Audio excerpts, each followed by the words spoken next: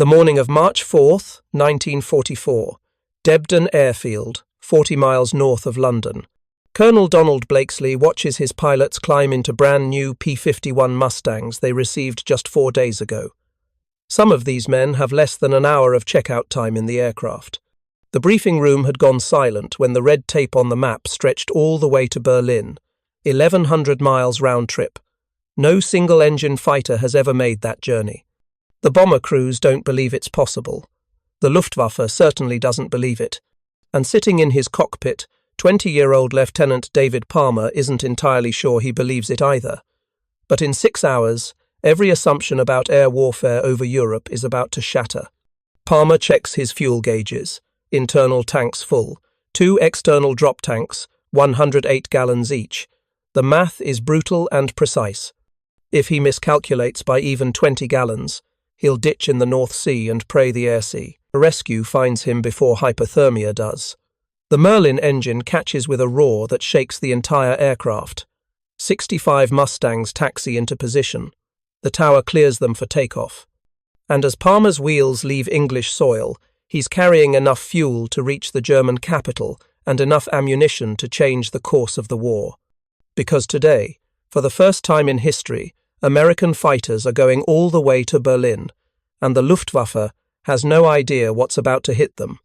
If you're enjoying this deep dive into the story, hit the subscribe button and let us know in the comments from where in the world you are watching from today. Rewind 18 months. October 14th, 1943. A date that will be known forever in 8th Air Force history as Black Thursday. 291 B-17 Flying Fortresses depart English bases for Schweinfurt, Germany, targeting the ball-bearing factories that produce more than half of Germany's total output. The planners know it's a maximum effort mission. They know the defences will be savage. What they don't know is that they're about to fly into a catastrophe that will nearly end the daylight bombing campaign. The escort fighters, P-47s with limited range, turn back just inside the German border. Their fuel exhausted, their protection gone. The bomber crews watch the Thunderbolts bank away and head for home, leaving 300 lumbering heavies completely exposed over hostile territory. The Luftwaffe has been waiting for exactly this moment. They know the American escort range down to the mile. They know when the fighters must turn back, and they've positioned every available aircraft along the bomber route with one purpose: total annihilation. The German fighters attack from every angle simultaneously. Messerschmitt 109s dive from above, Focke-Wulf 190s hammer the formations from the sides. Twin-engine Messerschmitt 110s sit beyond machine gun range and fire rockets into the tight combat boxes.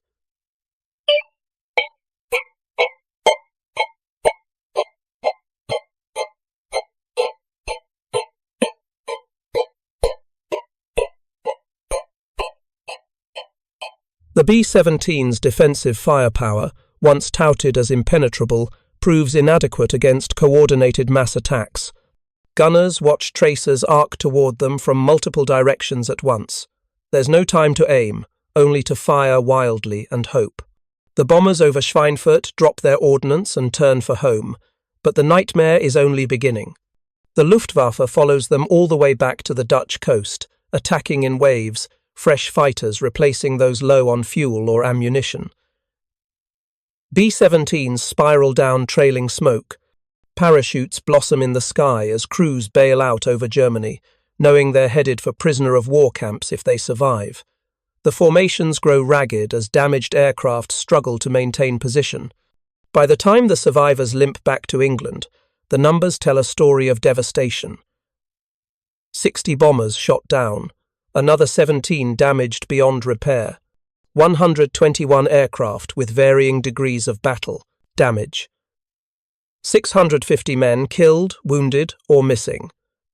26% of the attacking force simply gone. At Thurley Airdrome, the ground crews of the 306th Bomb Group wait for their aircraft to return. 3 B-17s touch down. Then silence. 13 bombers never came home. 100 men are never coming back. The 8th Air Force official history will later acknowledge what everyone already knows. The fact was that the 8th Air Force had for the time being lost air superiority over Germany. Deep penetration raids into the Reich are suspended immediately. The self-defending bomber concept, the doctrine that has driven American air strategy for over a decade, lies in ruins on the tarmac at bases across England. Bomber crew morale collapses. Men calculate the odds and realize that statistically, they won't survive their required 25-mission combat tour. The mathematics are savage. With loss rates hovering around 4 to 5% per mission, your chances of completing a tour are roughly 1 in 3. But the most damaging impact is psychological. The Luftwaffe has proven they can destroy American bomber formations at will, simply by waiting until the escorts turn back. German fighter controllers track the incoming raids, plot the bomber speed and heading, and position their interceptors along the route. They don't even have to engage the escorts. They simply let the P-47s exhaust their fuel and fly home, then massacre the bombers in the undefended zone deep inside Germany. Reichsmarschall Hermann Göring, commander of the Luftwaffe, assures Adolf Hitler that this will always be the case. The American fighters do not have the range to escort bombers to targets in the Reich. He declares, "Our industrial centers are safe from deep penetration raids. The bomber will never get through without prohibitive losses." Göring stakes his reputation on this assessment. He's already made disastrous promises about Dunkirk and Stalingrad that have damaged his standing with Hitler. But this time, he's certain. The laws of physics are on his side. No fighter has the fuel capacity for deep escort missions. The mathematics are undeniable. Legendary Luftwaffe fighter general Adolf Galland shares Göring's confidence. In September 1943, however, Galland finds something that makes him profoundly uneasy. German troops recover wreckage from a P-47, Thunderbolt shot down near Aachen.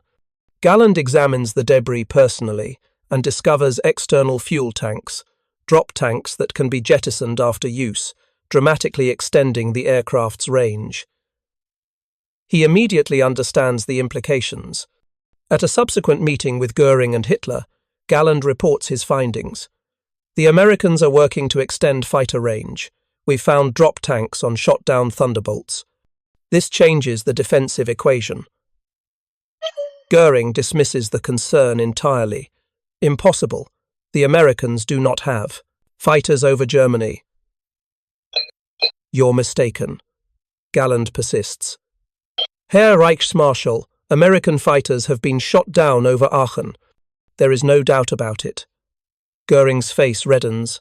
"That is simply not true, Galland. It's impossible." Galland, with a touch of mockery barely concealed, responds, "You might go and check it yourself, sir. The downed planes are there at Aachen." Göring, unwilling to accept the evidence, constructs an absurd rationalization. What must have happened is that they were shot down much farther to the west. I mean, if they were very high when they were shot down, they could have glided quite a distance farther before they crashed. Not a muscle moves in Galland's face. "Glided to the east, sir? If my plane were shot up." He leaves the implication hanging. The meeting ends with Göring refusing to acknowledge reality, and Galland knowing that the Luftwaffe's defensive strategy is built on a foundation that's already cracking. Because while Göring and Galland argue, American engineers and planners are solving the range problem, and the solution doesn't involve the P-47 at all. It involves an aircraft that almost wasn't built, powered by an engine that wasn't American, designed by a company that had never built a fighter before. An aircraft that will become the single most important weapon in the destruction of the Luftwaffe, the North American P-51 Mustang. The Mustang's origin story is almost accidental. In April 1940, with Britain desperately short of fighters during the Battle of Britain, the Royal Air Force approaches North American Aviation to license-build Curtiss P-40 fighters. Company President Dutch Kindleberger makes a counteroffer. "We can design a better fighter in the same time frame."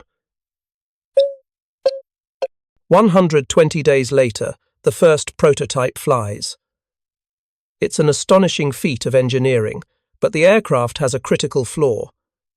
Powered by an Allison engine, the Mustang performs beautifully below 22,000 feet, but struggles at high altitude, where most bomber escort missions occur.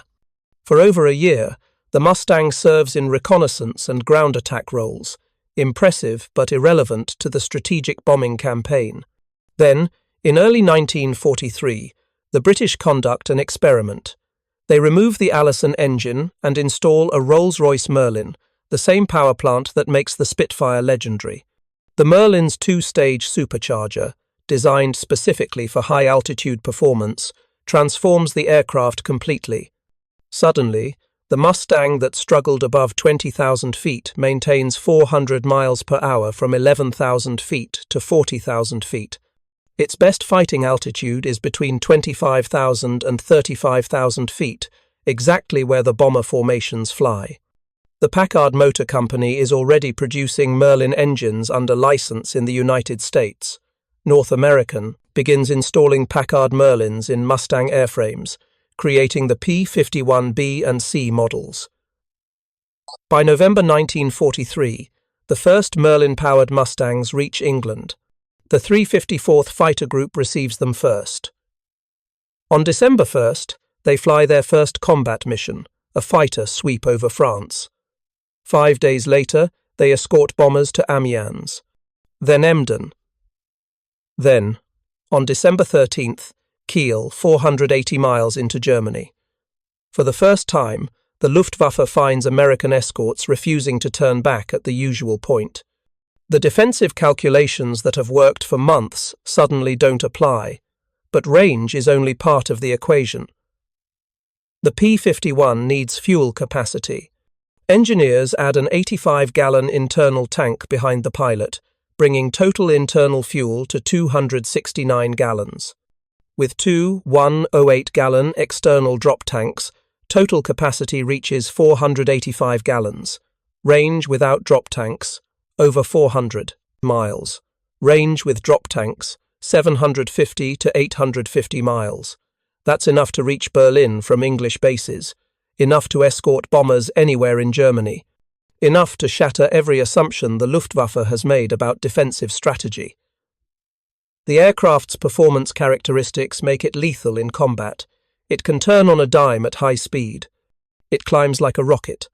At high altitude, it outperforms both the Messerschmitt Bf 109 and the Focke-Wulf 190. The Luftwaffe's premier fighters, which have dominated European skies for years, suddenly face an opponent that matches or exceeds them in every category. And, unlike the P-47, which is a flying tank optimized for diving attacks, the Mustang can dogfight. It can turn with the enemy, climb with them, dive away from them, or chase them down. It's a complete fighter aircraft with the range of a bomber. By February 1944, production ramps up dramatically.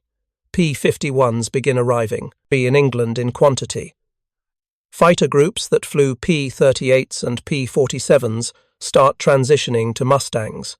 The 8th Air Force Command makes a calculated decision. Concentrate on the P-51. Swap entire fighter groups with the 9th Air Force, trading Thunderbolts for Mustangs. By the end of 1944, 14 of the 8th's 15 fighter groups will fly Mustangs. The Americans are betting everything on this aircraft. January 1944 brings a change in command that will prove as important as the new fighter.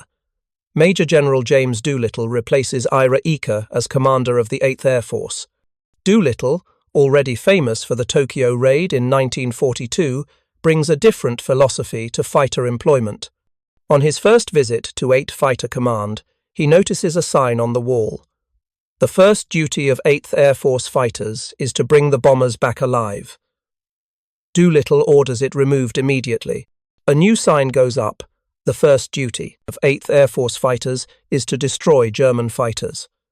This isn't just rhetoric, it's a fundamental shift in doctrine.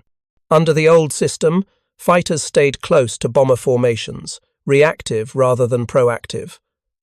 German fighters could attack, disengage, refuel, and attack again. The escorts were playing defense in a game where defense couldn't win. Doolittle's new orders released the fighters from close escort. They're authorized to hunt German fighters wherever they can be found in the air, on the ground, at their bases. The strategy is aggressive to the point of ruthlessness. Use the bombers as bait to bring up the Luftwaffe, then destroy the German fighters in the air or strafe them on the ground during the return flight. Bomber crews hate the new policy. They've spent months begging for closer escort, and now the fighters are ranging far ahead of the formations. But Doolittle understands something the bomber commanders don't. You can't protect bombers by flying next to them. You protect bombers by killing every German fighter that tries to attack them. Dead Luftwaffe pilots can't shoot down B-17s. Destroyed aircraft on the ground can't intercept raids. The only way to win air superiority is to destroy the enemy's ability to contest it. The stage is set for the final test. New fighters with unprecedented range. New tactics prioritizing aggression over protection. And a Luftwaffe that still believes physics and geography are on their side, that Berlin is simply too far for American fighters to reach. On March 4, 1944, at Debden Airfield, Colonel Blakesley receives his mission orders. Target, Berlin. Over 800 bombers will attack the German capital. The 4th Fighter Group will provide escort all the way to the target and all the way back. 65 P-51 Mustangs, 1,100 miles, 6 to 8 hours in the cockpit. It's never been done before. The pilots who receive their P-51s on February 28th have barely 4 days to familiarize themselves with the aircraft. Some take off on March 4th with less than an hour of checkout time. There's no time for gradual transition, no time for extended training. The strategic bombing campaign can't wait. The invasion of Europe is coming. The Luftwaffe must be defeated now, and the Mustang is the only weapon capable of doing it. But before Berlin, there's Big Week. February 20th through 25th, 1944, Operation Argument. A coordinated assault on German aircraft production facilities designed to accomplish 2 objectives: destroy the factories producing Luftwaffe fighters and force the German Air Force into a battle of attrition it cannot win. The new P-51s arrive just in time. Mixed with P-47s equipped with larger drop tanks and P-38s, the 8th Air Force launches over 3,500 bomber sorties in 6 days. The Luftwaffe rises to defend. They have no choice. Let the bombers through and the factories are destroyed. Fight them and face the escorts. On day 1, February 20th, over 1,000 bombers attack aircraft plants in Leipzig and other targets across central Germany. The weather predictions prove optimistic. Cloud cover disrupts the bombing, but the aerial battles are savage. American fighters, freed from close escort duty under Doolittle's new orders, range ahead of the bomber formations hunting for German interceptors. They find them. 74 Luftwaffe aircraft are destroyed in air-to-air combat. The twin-engine Messerschmitt 1-10 and Messerschmitt 4-10 heavy fighters, equipped with rockets and heavy cannon specifically to destroy bombers, prove helpless against the nimble P-51s. They can't outrun them, can't outmaneuver them, can't escape. The Americans shoot them down methodically. The pattern repeats over 6 days. February 21st, raids on Brunswick. February 22nd, more attacks on aircraft factories. The weather is terrible winter storms, cloud cover, icing conditions, but the offensive continues. By February 25th, the final day of Big Week, the cumulative damage is staggering. The Luftwaffe loses approximately 228 fighters in aerial combat.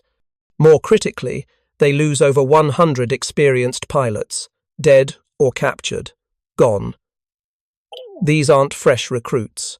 These are veterans with hundreds of hours of combat experience, the men who train the next generation, who understand tactics, who can lead formations. The Luftwaffe can build more aircraft. German industry will actually increase fighter production throughout 1944, despite the bombing. But pilots? Experienced pilots?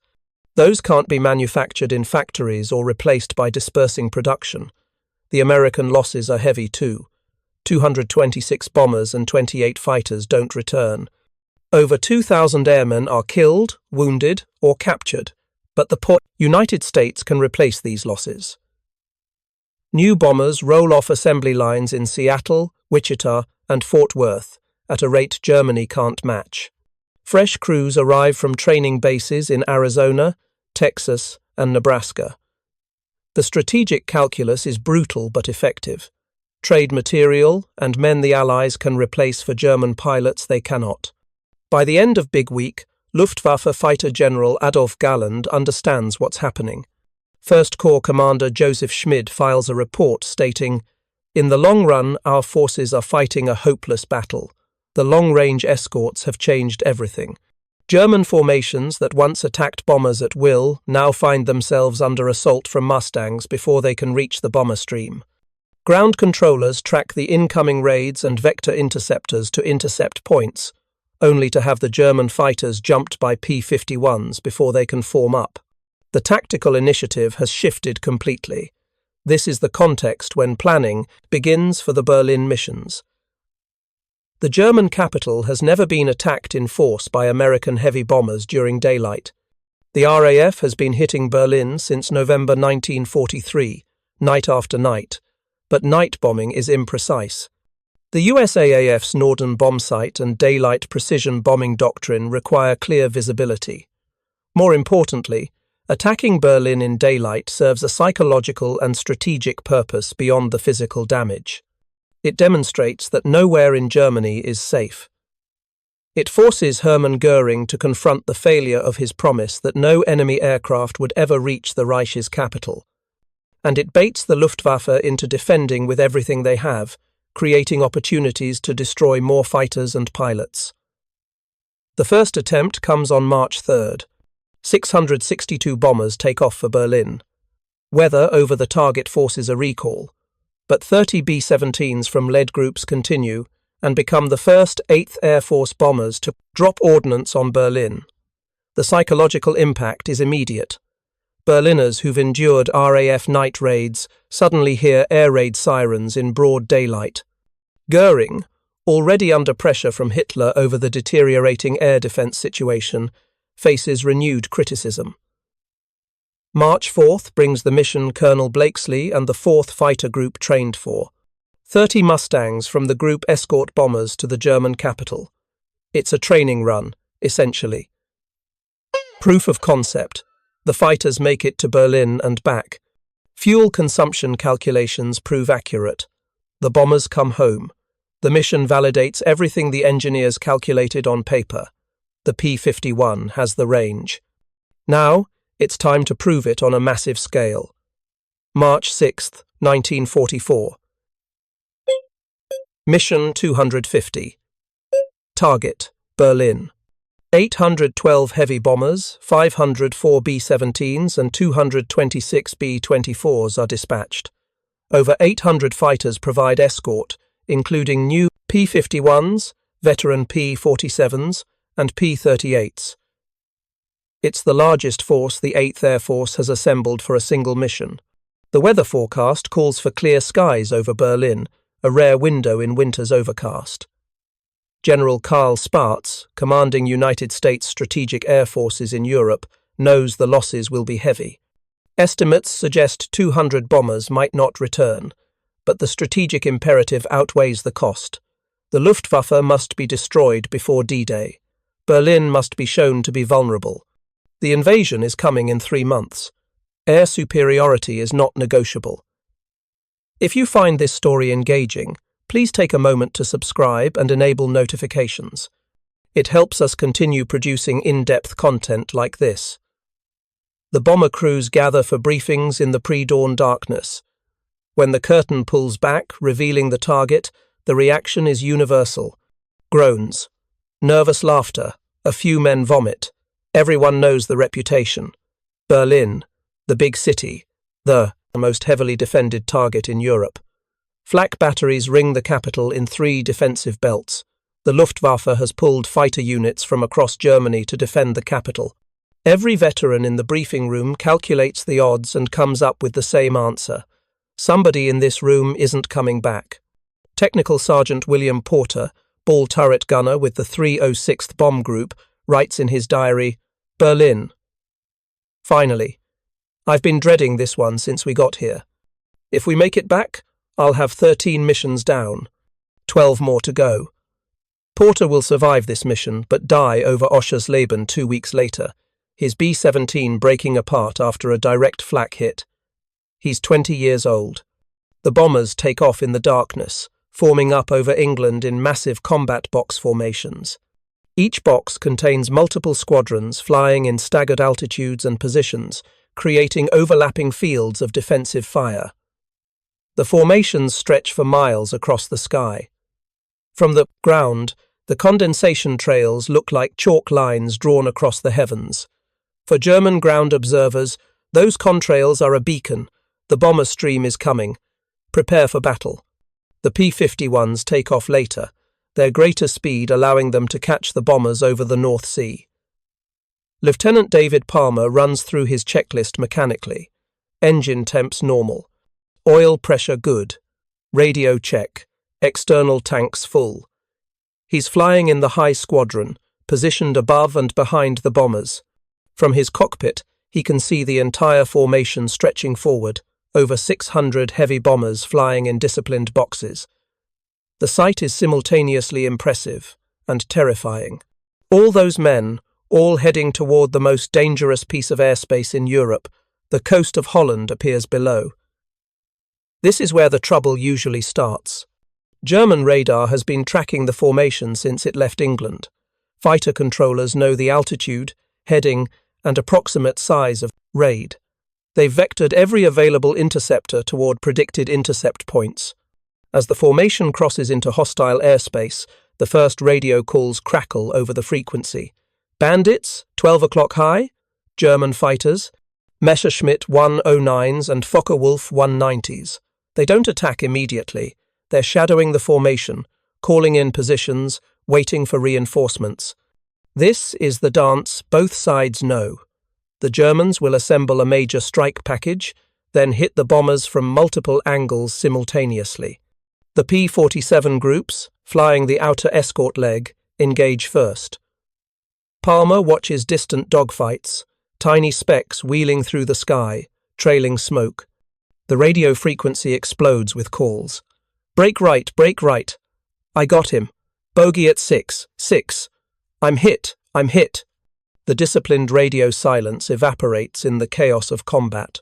Palmer forces himself to maintain position. His orders are clear. Stay with the bombers unless directly engaged. Don't chase kills. Don't break formation. The formations push deeper into Germany. The P-47s, reaching their fuel limits, turn back.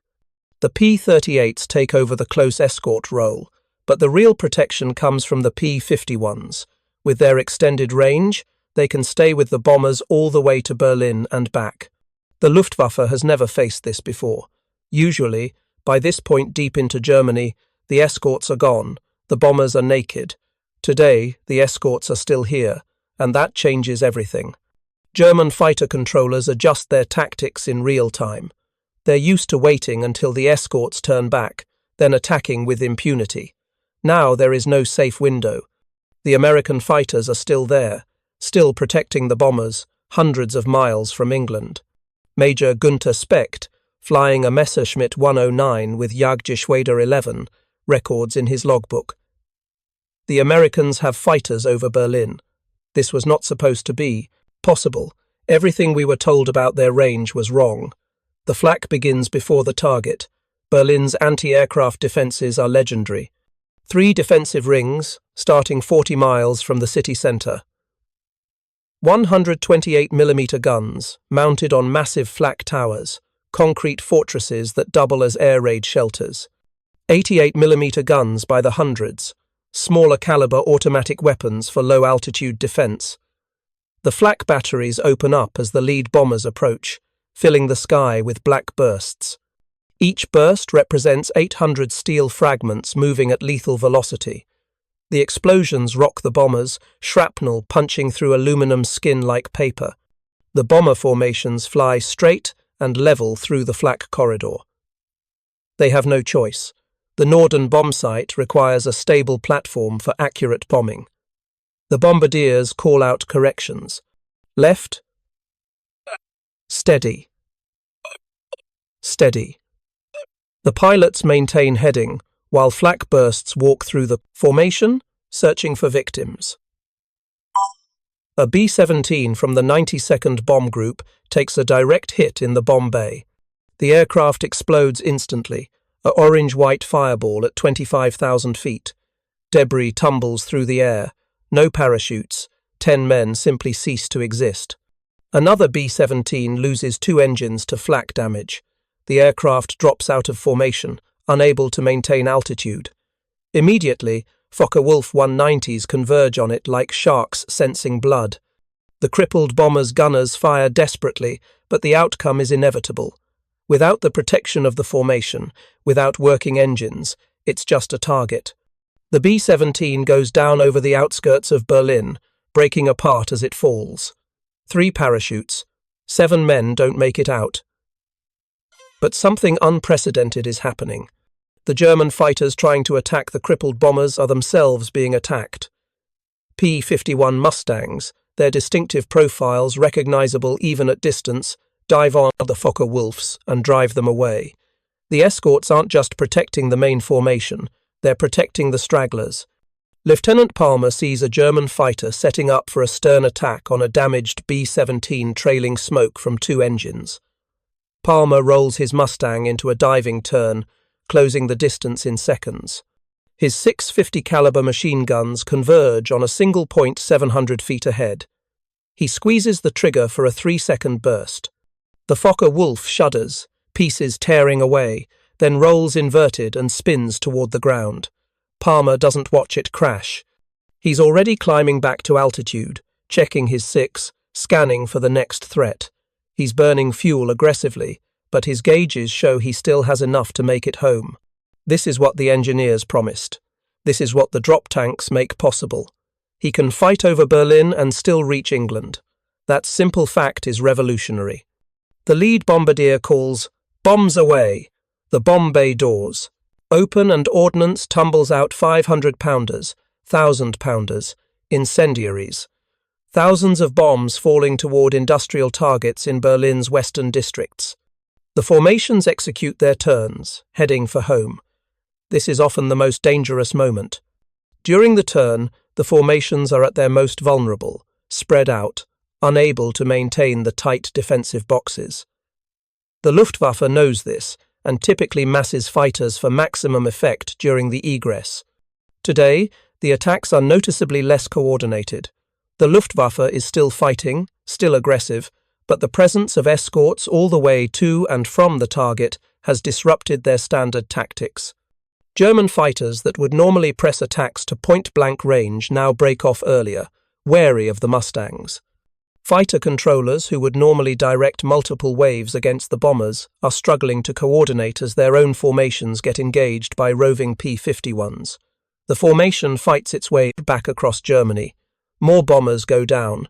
More fighters on both sides spin toward Earth trailing smoke.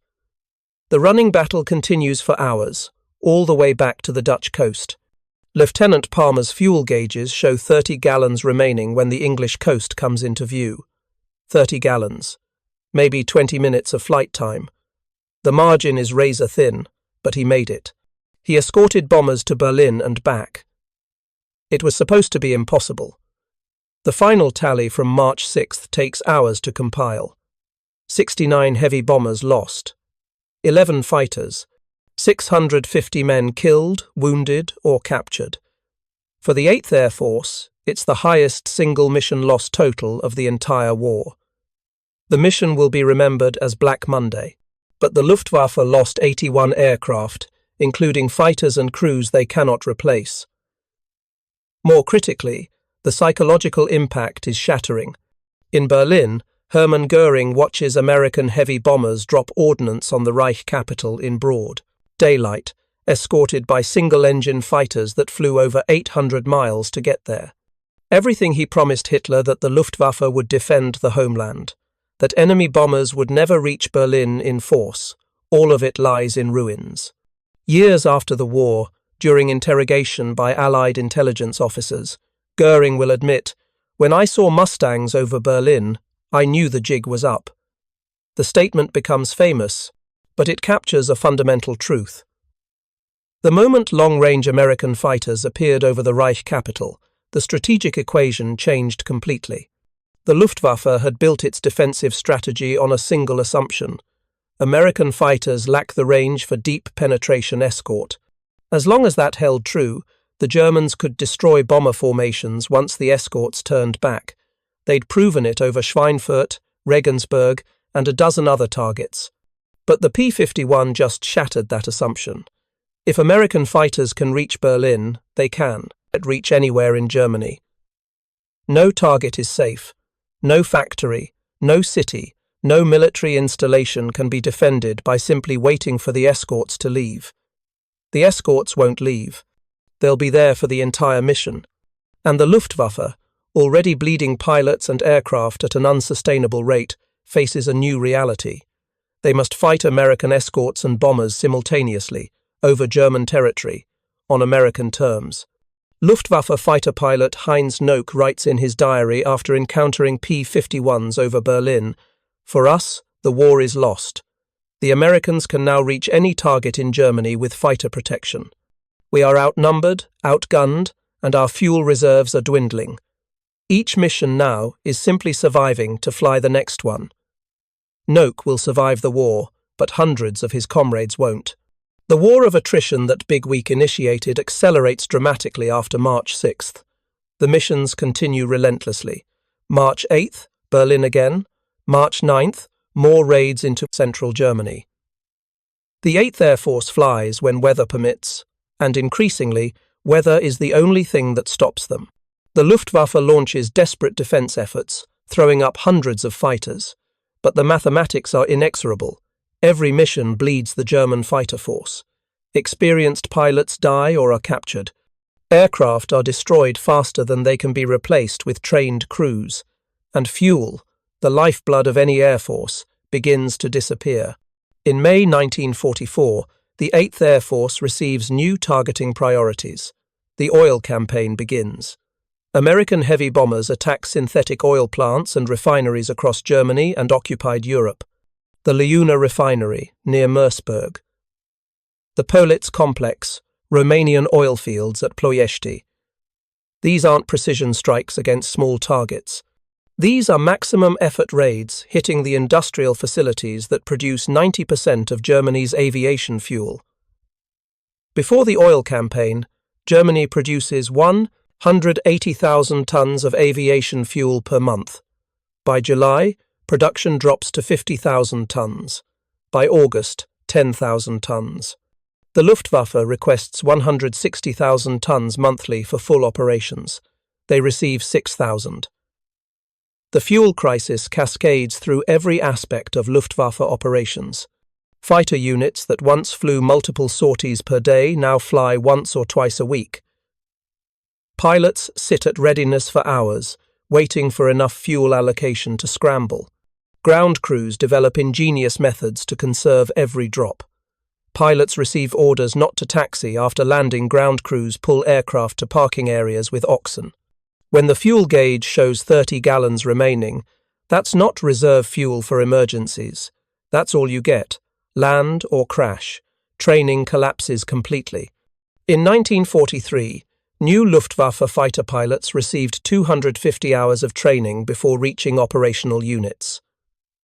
By mid-1944, that drops to 112 hours total. 50 hours on elementary trainers, 40 hours at fighter school, 20 hours with a replacement unit, if they're lucky. Then combat. American pilots arrive at their squadrons with over 400 hours. British pilots have 350. German pilots have barely enough time to learn basic flying, let alone air combat tactics, formation discipline, or how to use their radios effectively. The experienced instructors who could compensate for shortened training have been pulled to the front lines to fill gaps. The training aircraft they need are being attacked by roaming American fighters who've been told to shoot anything that flies. Nowhere in Germany is safe. P-51s range across the country in fighter sweeps, strafing airfields, attacking trains, shooting down anything airborne. Training flights become suicide missions. By autumn 1944, the average life expectancy of a new German fighter pilot is between 8 and 30 days. The Luftwaffe bleeds out in a death spiral. Inexperienced pilots arrive at operational units with minimal training. They face veteran American and British pilots flying superior aircraft. They die in droves. The units request more replacements. The replacement pilots have even less training because fuel is scarcer and there's no time. They die even faster. The cycle accelerates until entire squadrons cease to exist as effective fighting forces. By July 1944, when General Lieutenant Adolf Galland surveys his command, he discovers that only group and squadron commanders have more than 6 months of combat experience. A tiny percentage of pilots have 3 months. The majority have between 8 and 30 days. Production isn't the problem. Albert Speer's industrial reorganization increases German fighter production throughout 1944 despite Allied bombing. In September, Germany produces 4,103 fighters, the highest monthly total of the entire war. But aircraft sitting on airfields without fuel or trained pilots are just expensive sculptures. The factories can build Messerschmitts and Focke-Wulfs faster than ever, but they can't manufacture the experienced pilots needed to fly them effectively. That's the resource that can't be replaced, the bottleneck that breaks the Luftwaffe. The strategic bombing campaign's true achievement isn't destroying German industry. It's destroying German pilots and the fuel needed to train more. Every mission forces the Luftwaffe to respond. Every response costs pilots and fuel.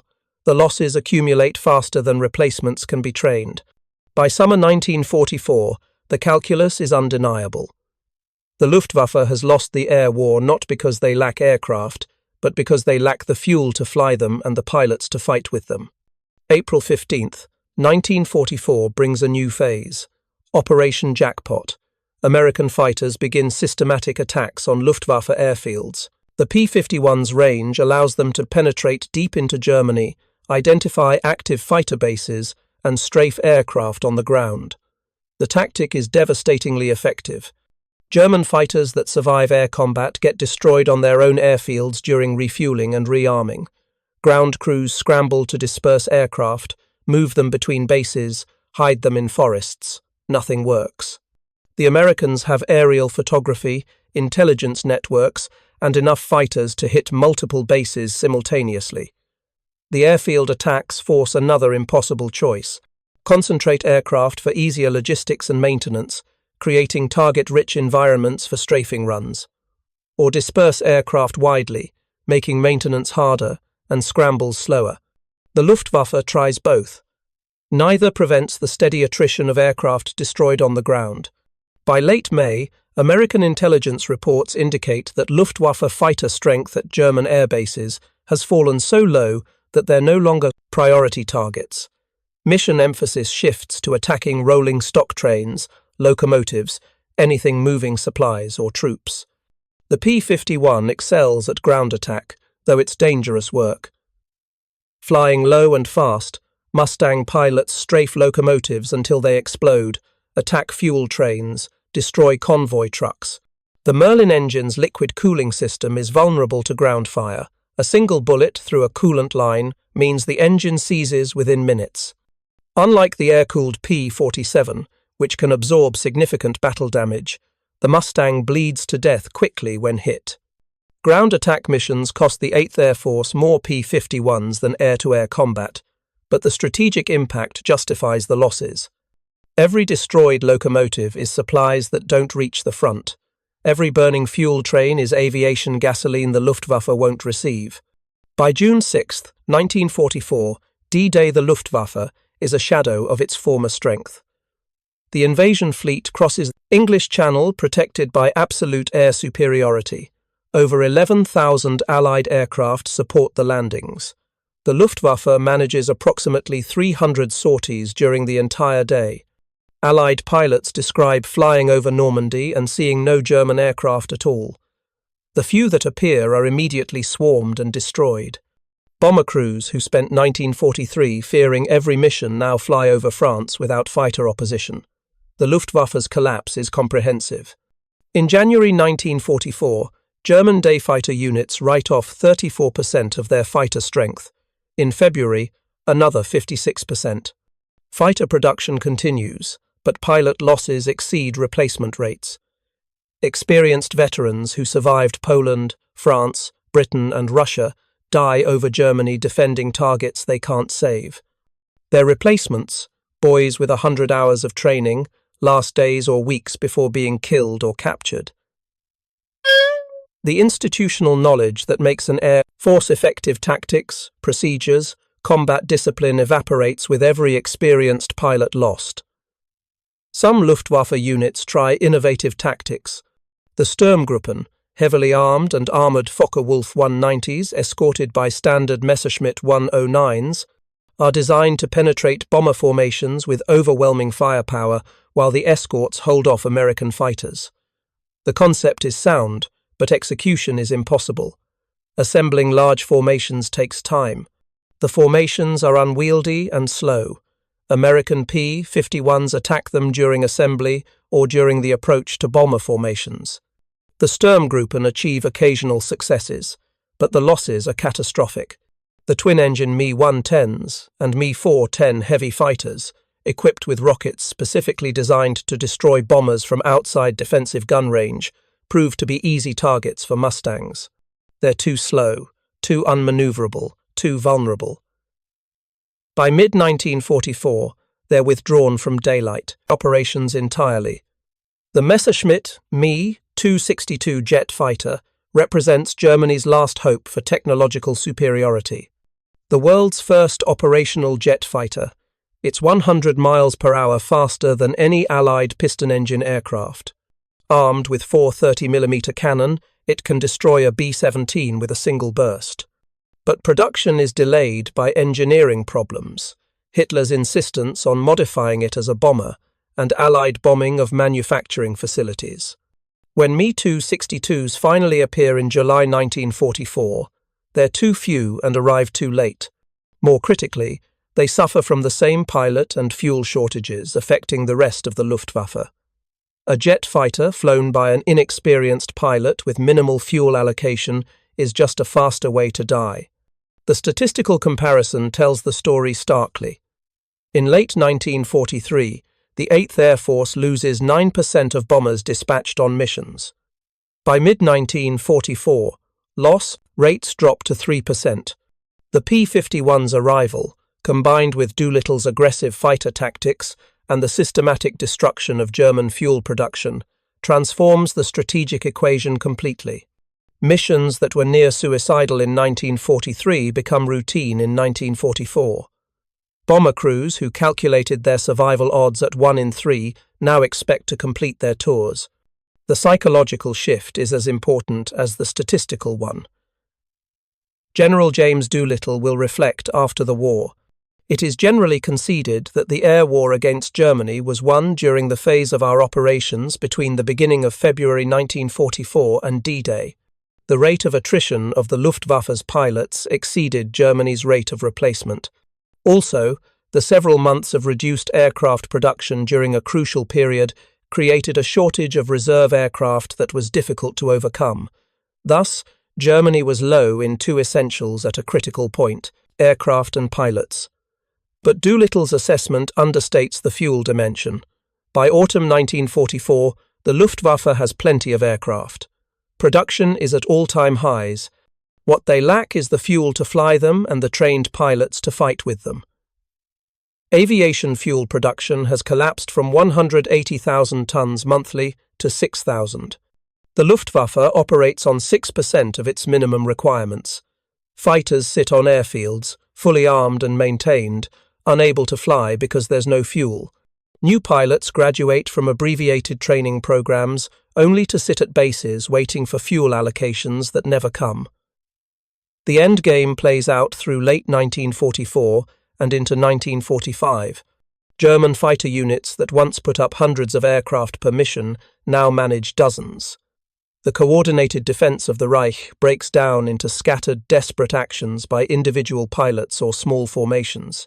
American bomber streams fly across Germany facing only sporadic resistance. When German fighters do attack, they're overwhelmed by numbers and outfought by better-trained pilots flying equal or superior aircraft.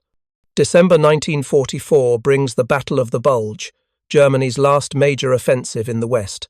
The Luftwaffe makes a supreme effort, allocating hoarded fuel reserves for maximum air support. For about 10 days, German aircraft appear over the battlefield in significant numbers.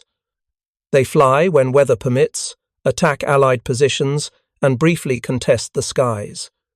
But the effort is unsustainable. In those 10 days of operations, the Luftwaffe loses 891 aircraft and 478 aircrew. The fuel reserves are exhausted. Pilot losses are irreplaceable. After the Bulge, the Luftwaffe in the West exists more as a concept than a fighting force. By January 1945, when the final Allied push into Germany begins, Luftwaffe resistance is token. Me-262s appear, occasionally terrifying in their speed and firepower, but too few to matter. Traditional piston-engine fighters sortie when fuel is available, which is rarely. The great air battles that characterized 1943 and early 1944 are gone. American and British bombers range across Germany virtually unopposed, destroying cities, factories, transportation networks. The skies belong to the Allies completely. Hermann Göring's interrogation by Allied intelligence after the war produces the quote that becomes most famous. "When I saw Mustangs over Berlin, I knew the jig was up." But there's more context to his statement. Göring understood that the P-51 represented more than just another fighter aircraft. It represented the complete reversal of every defensive assumption the Luftwaffe had built its strategy upon.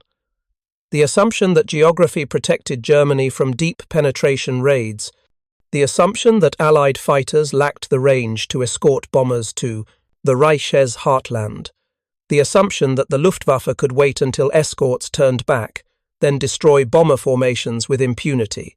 All of those assumptions died on March 4th and 6th, 1944, when P-51 Mustangs flew to Berlin and back.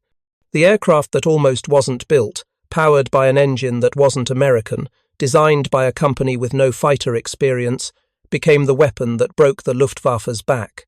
Not through superior firepower or revolutionary technology, but through the simple ability to be where it was needed, when it was needed, for as long as necessary. The broader legacy extends beyond World War II. The P-51 establishes the template for what successful fighter aircraft must achieve: range, performance, and mission flexibility. Post-war jet fighters follow the same principles: the F-86 Sabre in Korea, the 4 Phantom in Vietnam, the 15 Eagle, and F-16 Fighting Falcon in the jet age. They all descend intellectually from the Mustang's fundamental insight. Controlling the sky requires being able to reach wherever the battle occurs and stay there long enough to win. The pilots who flew the Mustang over Berlin in March 1944 did more than complete a difficult mission.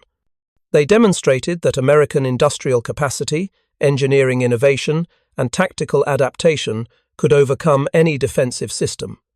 They proved that long-range escort wasn't just theoretically possible, but practically achievable. They shattered German assumptions about what Allied air forces could accomplish. And in doing so, they opened the door to D-Day, to the liberation of Europe, to the eventual destruction of the Third Reich.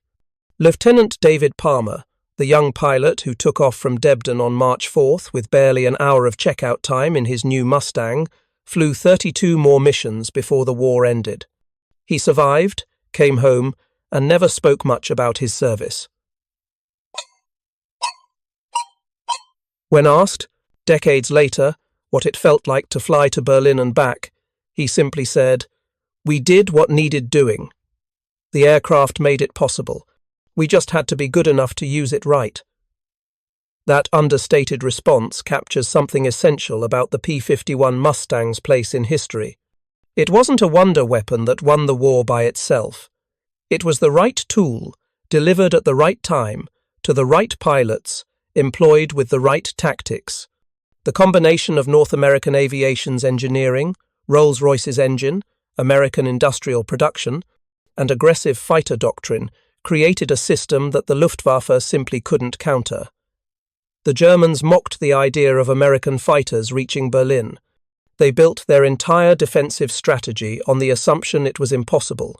And when the Mustangs appeared over the Reich capital, when young pilots like Palmer proved the impossible was routine, the entire defensive structure collapsed. Thank you for watching.